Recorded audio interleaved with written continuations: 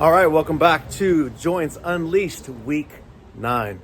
All right, everyone, for those who are new, just to let you know that Joints Unleashed is a 12-week video series where I focus on increasing the flexibility of my knees and my hips using the Knees Over Toes Guy program and the Kelly Starrett, the Ready State app. And also, this is in preparation for getting ready for a marathon on March 3rd in Napa and the half Ironman in Boulder, Colorado. Also, we'll be focusing on the hip exercises done by Rosa. She is running the marathon with me, and last week I featured Adley, who's running the half Ironman in June with me. So let me show you some of the things that are benefiting me and benefiting Rosa and preparing us for our marathon coming up on March 3rd.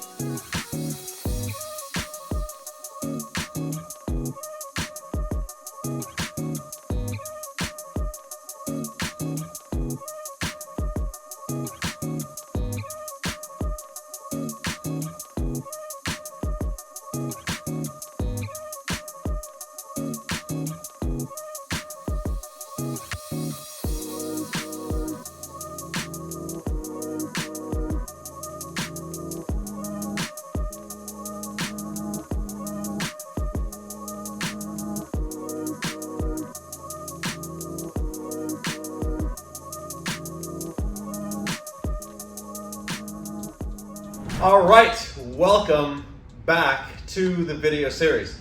I hope you enjoyed some of the things that Rosa did or displayed, working on the hips, warming up the hips, warming up the knees, all the things that I learned with the Knees Over Toes and the Kelly Starrett programs that I'm participating in.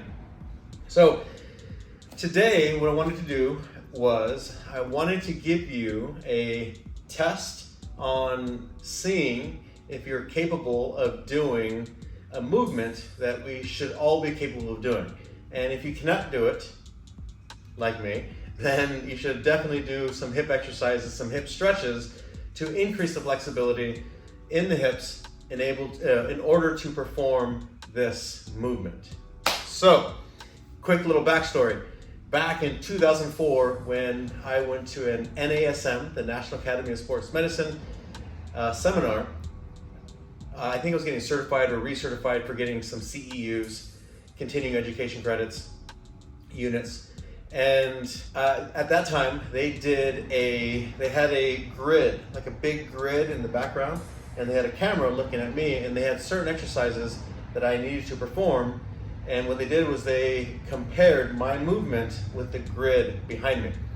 Now, based on the feedback of the movement and the lines, they can see if I was deviating from a certain position of the certain movements that they had us do. And I remember thinking, and I have the printout, I have it somewhere. I'm gonna see if I can find it. And I said that last time in the last video, but let's see if I can find it. I know where it's at. And see it, so you can see my results.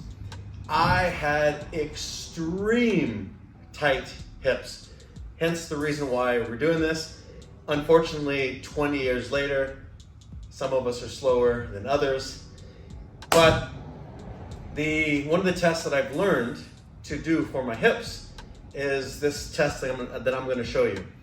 Now, throughout the years, probably in the last 10 years, I've been doing this test to kind of see where I'm at, and I've made huge improvements to a certain point, and then I guess maxed out in my improvements because I wasn't doing anything to increase the flexibility. I was doing jiu-jitsu, and I figured, okay, since I'm doing all these movements, that should increase my flexibility. Doing certain workouts, I thought would increase my flexibility, but it hasn't. not to the point where I'm looking at. So let me explain the test. You can follow along if you want. And the reason I gave you that whole context in the beginning was when I did this test, I could not pass this point here. Again, I'll show you in a second. But this point, it was, I mean, I would tip over, I would fall. And in the picture, I was doing a single leg squat, see how far I can go. And again, it was just like my hip was out of alignment. I didn't have the flexibility of the hips. And more importantly, the ankles. The ankles, in order for you to perform this movement, you need the flexibility of all three joints, which is the ankle, the knee, and the hip complexes. Also, the lower back needs to be flexible as well to perform this movement. So with the knees over toes guy, if you haven't seen the last couple videos, I showed my progress on me sitting on my heels, on my knees, and I was able to accomplish that. The second thing that I wanted, the second goal that I had for this whole series was a wrestling double leg takedown. Not necessarily the perfect takedown, but the capabilities of dropping my level, getting my knee down to the ground, and again, the connection between my heel and my butt. That was huge. So I increased those two movements. Now comes the hip test.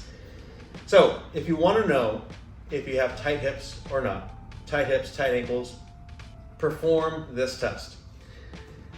Now, again, I explained that this was my range before. I started to get better and I got a little bit lower, but now I'm about 3 inches or so away from accomplishing this movement. It's been 20 years, but again, better late than never.